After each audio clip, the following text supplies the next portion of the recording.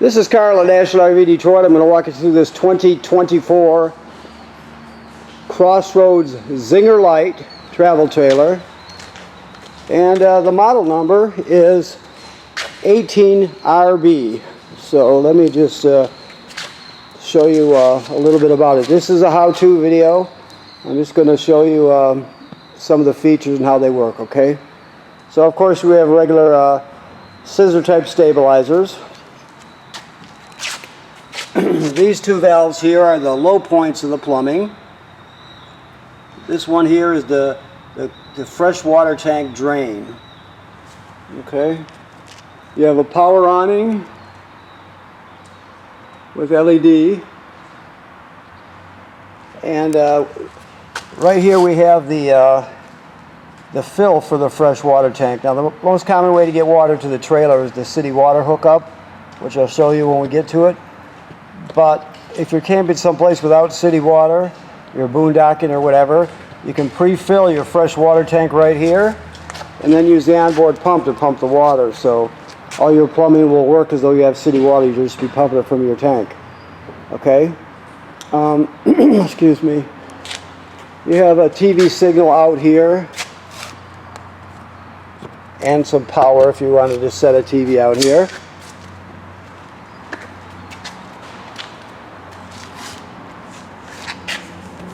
This is your pass-through storage here.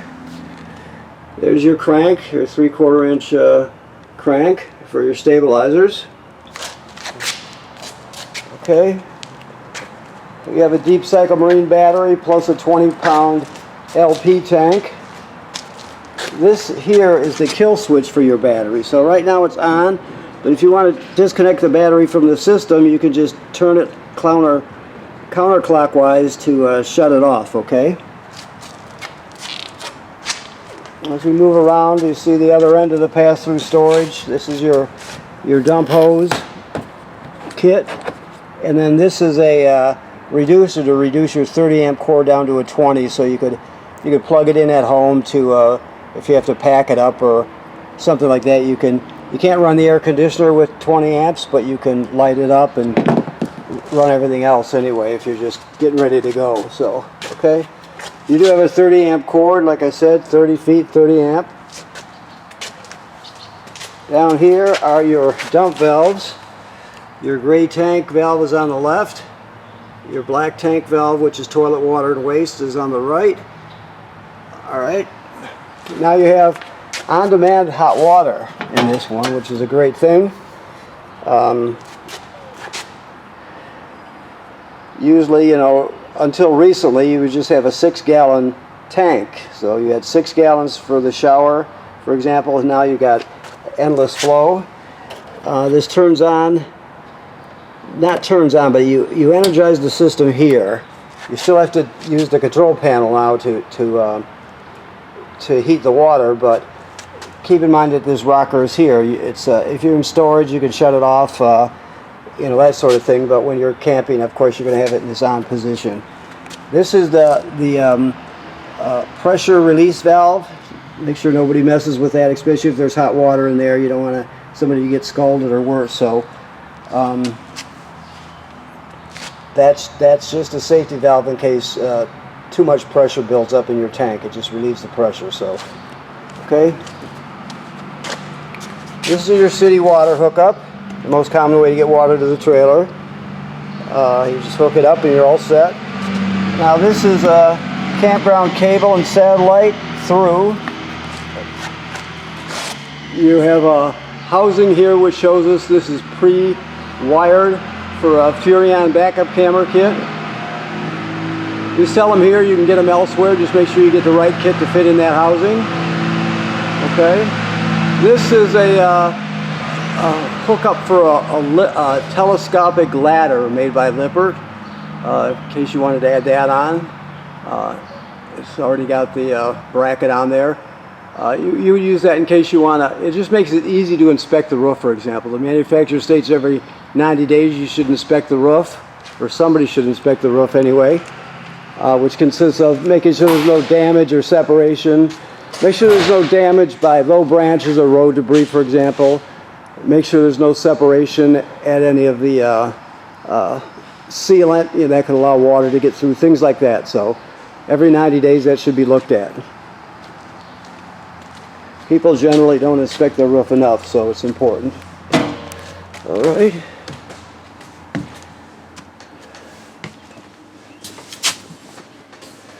Okay, so here we are inside, of course. We got the control panel right here. Water pump is on. The water pump is used to pump water out of the fresh water tank like we talked about. It's also used to winterize the trailer. You got lights here. There's your awning light, for example. And you have a power awning, just don't leave it out unattended. If you're not going to be at the campground, roll it in. You don't want it to get damaged by the wind. These are your levels, you know, your batteries charged, fresh water, gray and black. They graduate up in 1/3 increments.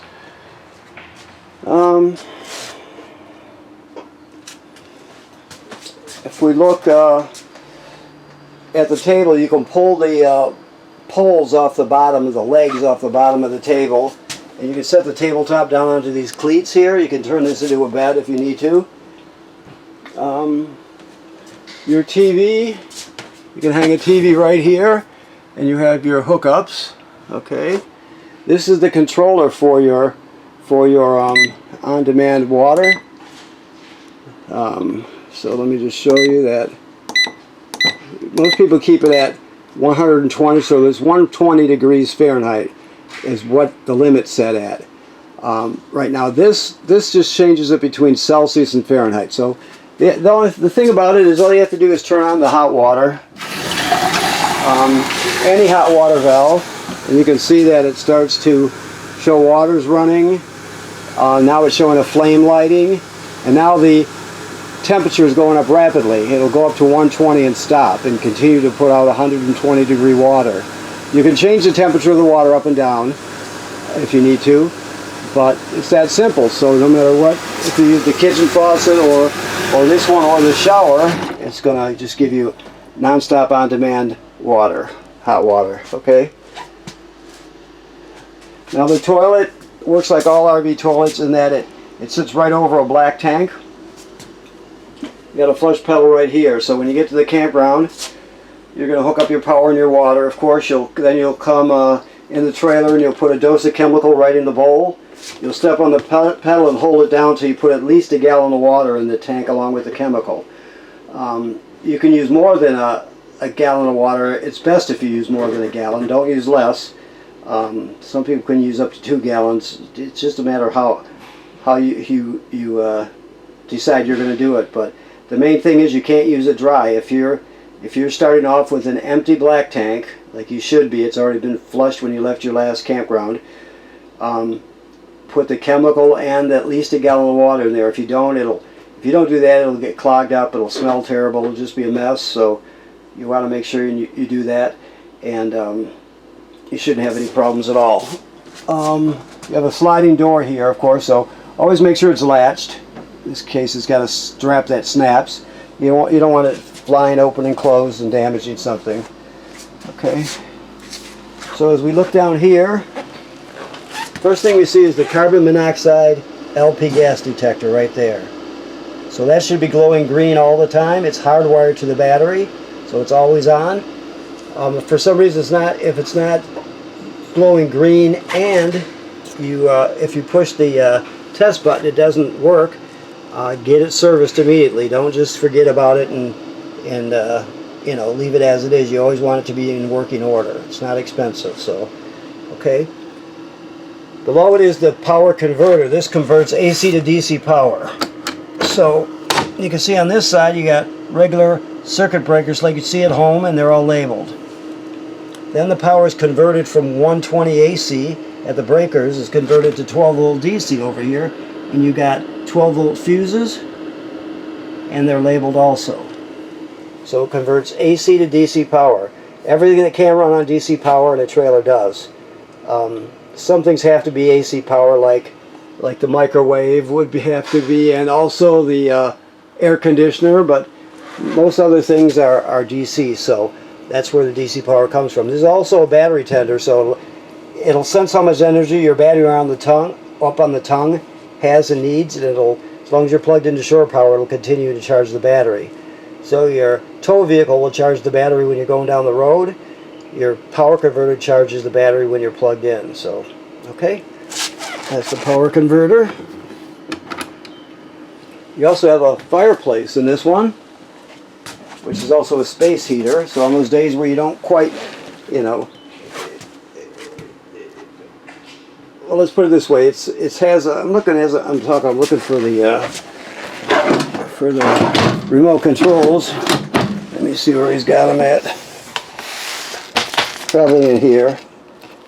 Well, I'm not gonna. You do get a remote control with it, so I'll just use the controls on the unit. So you have it there, and so if you come over here and that's low. That's low fan. Right now it's coming out. The air is coming out. Hot air is coming out. If I push it again, it goes to high. Now it's really kicking out. So it's a very good heater. And you can keep going till the fan turns off.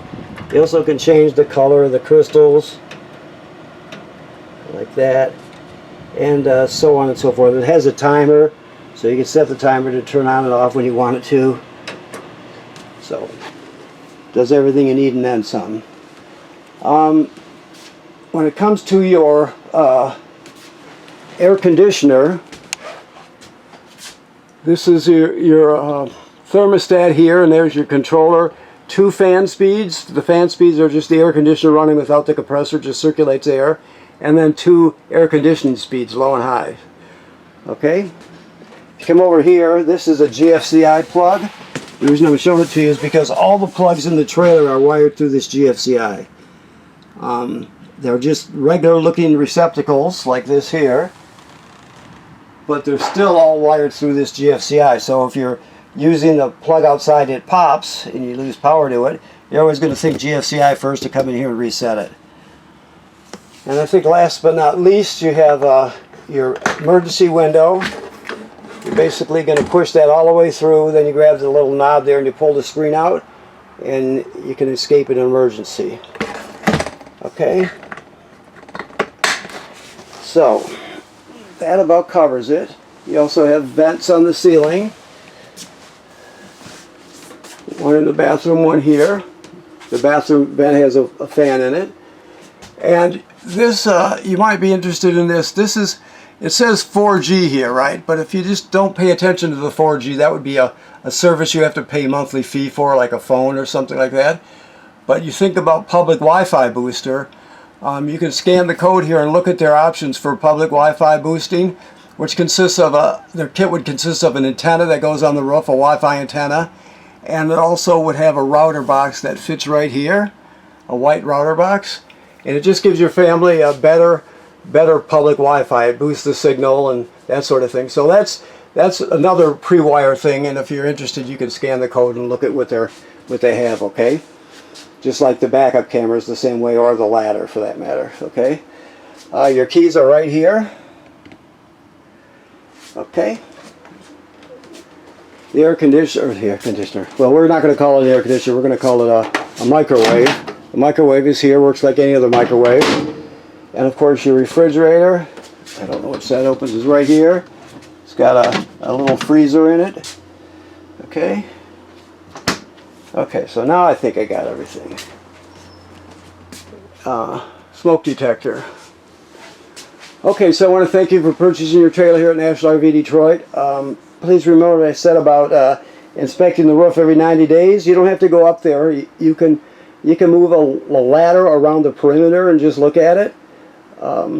Just check it out. Odds are you won't have to do anything for years and years, but you don't know that for a fact unless you take a look at it. So that's what the inspection is all about. And right now there's no antifreeze in the system. It's all been purged and replaced with fresh water. So you're all set. When it comes to the plumbing, you're all set till you have to winterize in the late fall. Okay. Any other questions? We'll answer them when you come to pick up, and we'll get you on your way. Okay. Thank you very much.